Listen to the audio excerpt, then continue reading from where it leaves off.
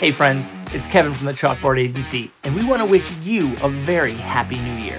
2025 was a lot, and it was full of some pretty cool stuff, including we were on TV. Shout out Lainey Erickson for putting us in on the Pacific Northwest, and so many of you guys watched along from social media platforms, following, from subscribing. Thanks for being part of the journey. We met hundreds of kids and heard hundreds of stories, especially from some really fun experiences down with the Student Council conferences in Texas. And now 2026 is rolling around and we've got some more great stuff for you. We're debuting our new app with some exclusive features, some content that you can take with you anywhere you go.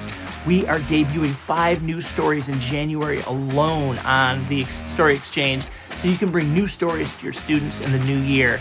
And we are excited to say that we are rolling out the Chalk Talk series. They are short stories, little videos that you can share at any time when you've got time to spare but not time to waste.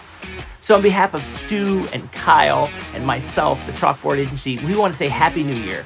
Thanks for being part of this journey, for being part of our story, and we can't wait to see what the new year brings with you.